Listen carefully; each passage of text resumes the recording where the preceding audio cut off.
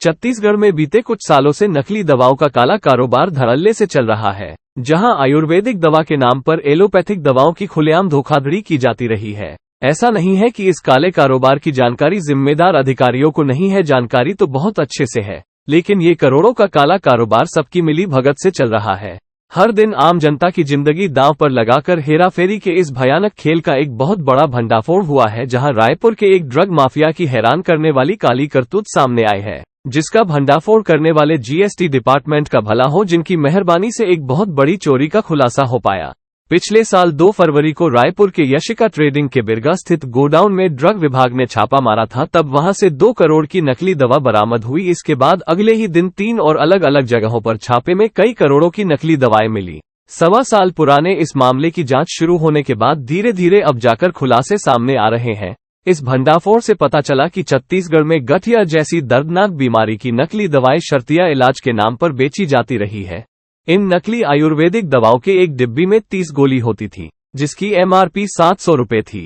जब कोलकाता की central drug library में इनकी जांच हुई तो दवा में allopathy pain killer diclofenac sodium 36.21 mg और आइब्रूफेन 4.74 mg पाई गई।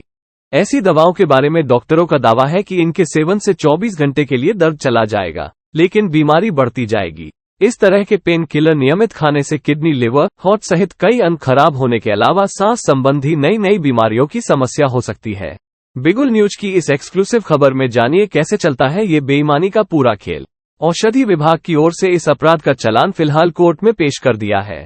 इसमें यशिका ट्रेडिंग के अलावा बजरंग आयुर्वेदिक एजेंसी और इंदौर की चंदा आयुष को भी आरोपी बनाया है। आरोपी चंदा आयुष के माध्यम से इंदौर से दवा का रॉ मटेरियल बोरियों में भरकर महावीर ट्रांसपोर्ट आता था। यहां से वो गीतांजलि नगर स्थित बजरंग आयुर्वेदिक एजेंसी जाता था। वहां सफेद डिब्बी में 30-30 गोली भरी जाती थी, फिर ये यशिका ट्रेडिंग के गोडाउन में पहुंचा दी जाती थी। वहां डिब्बी में लेबल लगता था, इसमें मैन्युफैक्चरिंग CA फार्मेसी उज्जैन लिखा होता था। इस बारे में जब ड्रग विभाग की टीम पड़ताल करते हुए महाकाल की नगरी उज्जैन पहुंची तो पता चला कि पूरे उज्जैन जिले में भी इस नाम की कोई संस्था ही नहीं है, जबकि महावीर ट्रांसपोर्ट ने बताया कि वे इंदौर के चंदा आयुष से दवा लाते हैं।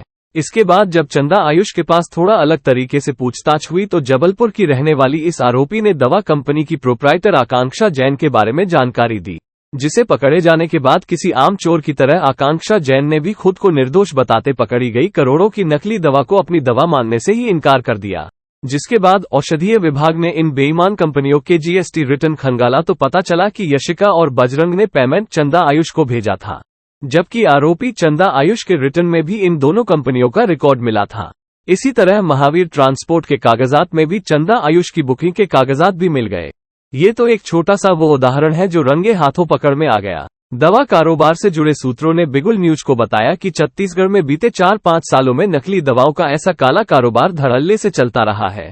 वक्त जरूरत रहते ऐसी दवा माफियाओं के विरुद्ध कड़ी कार्रवाई नहीं हुई तो किसी बहुत बड़ी अनहोनी से इनकार नहीं किया जा सकता। बिगुल न्यूज की आगे की कड़ी में हम जन सरोकारों से जुड़ी ऐसी अनेक खबरों को प्रस्तुत करते रहेंगे, जिसके लिए कृपया बिगुल न्यूज को सब्सक्राइब करना ना भूलें। शिवेंद्र शिंदे और ओजस की एक्सक्लूसिव रिपोर्ट।